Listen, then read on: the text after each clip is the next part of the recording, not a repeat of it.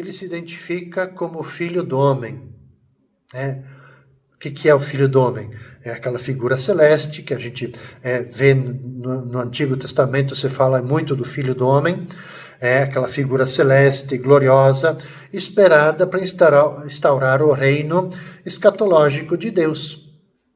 Mas também ele se identifica com outra figura, de sinal aparentemente oposto.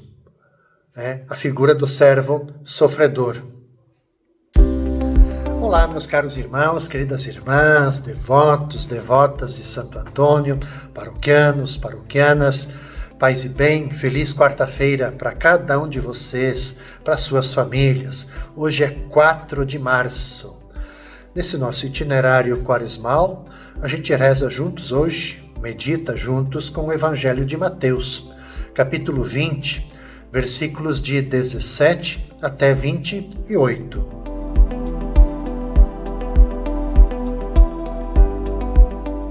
Enquanto Jesus subia para Jerusalém, ele tomou os 12 discípulos à parte e durante a caminhada disse para eles: Eis que nós estamos subindo para Jerusalém. O Filho do Homem será entregue aos sumos sacerdotes e aos mestres da lei. Eles o condenarão à morte e o entregarão aos pagãos para zombarem dele, para flagelá-lo e crucificá-lo. Mas no terceiro dia ressuscitará. A mãe dos filhos de Zebedeu aproximou-se de Jesus com os seus filhos e ajoelhou-se com a intenção de fazer um pedido. E Jesus perguntou: O que tu queres? E ela respondeu: Manda que estes meus 2 filhos se sentem no teu reino, um à tua direita e outro à tua esquerda. Jesus então respondeu-lhes: Não sabeis o que estáis pedindo? Por acaso podeis beber o cálice que eu vou beber? Eles responderam: Podemos. Então Jesus disse-lhes: De fato, vós bebereis do meu cálice, mas não depende de mim conceder o lugar à minha direita ou à minha esquerda. Meu Pai é quem dará esses lugares àqueles para os quais ele os preparou. Quando os outros 10 discípulos ouviram isso, ficaram irritados contra os 2 irmãos. Jesus, porém, chamou-os e disse: Vós sabeis que os chefes das nações têm poder sobre elas, e os pobres as oprimem. Entre vós não deverá ser assim. Quem quiser tornar-se grande, torne-se vosso servidor. Quem quiser ser o primeiro, seja vosso servo.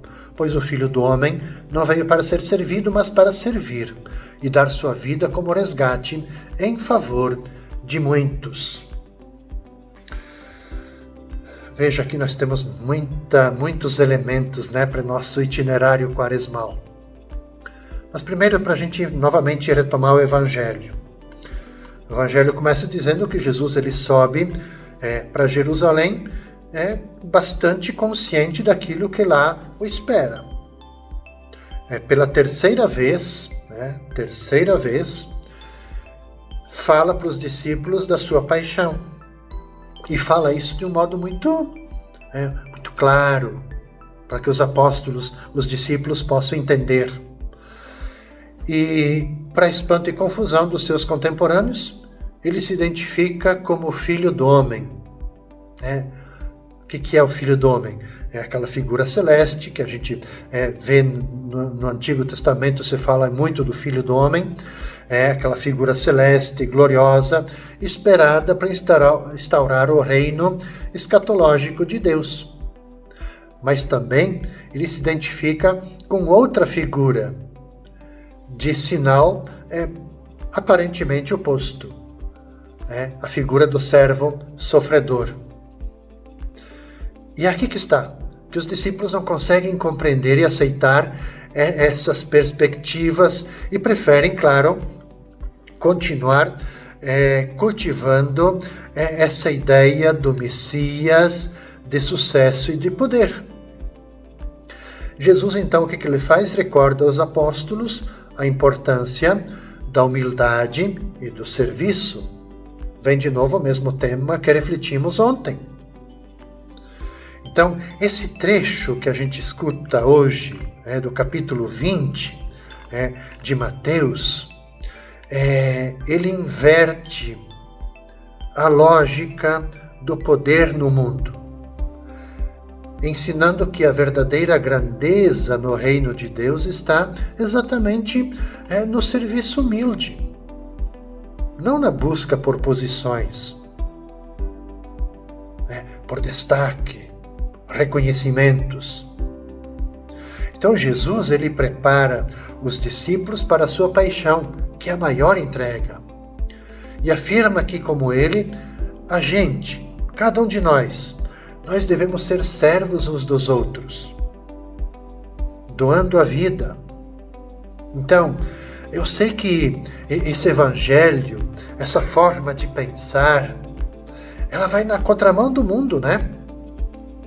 Porque a grandeza cristã não é fama, mas é a capacidade de a gente servir com amor, mesmo na dificuldade.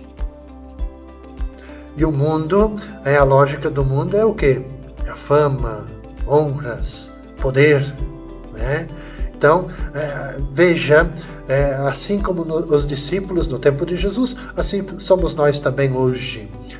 Nós também temos muita dificuldade de compreender essa perspectiva. E às vezes a gente cultiva uma fé, até uma religião também baseada no sucesso e no poder. Não é verdade isso? Então, gente, hoje, nesta quarta-feira, o texto do Evangelho, nesse nosso itinerário quaresmal, faz convite para a gente.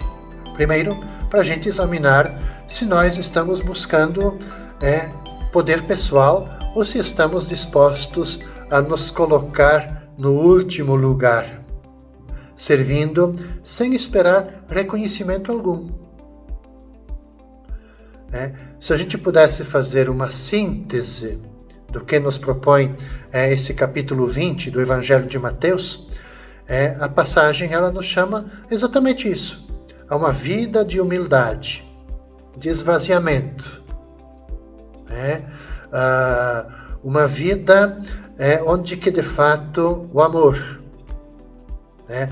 ele não seja simplesmente uma palavra jogada, mas o amor ele seja capaz de se traduzir em atos, atitudes bem concretas de serviço ao próximo, que é aquilo que nos propõe a própria Quaresma como um dos gestos práticos, a prática da caridade. Peçamos hoje, então, que Santo Antônio nos ajude, que o Espírito Santo também nos dê o discernimento, a força, a coragem para essa vida de humildade, onde que as nossas atitudes, possamos mostrar nas nossas atitudes esse grande amor ao próximo, através da doação, do serviço, do cuidado, da proximidade para com as pessoas. Paz e bem, até amanhã, quinta-feira.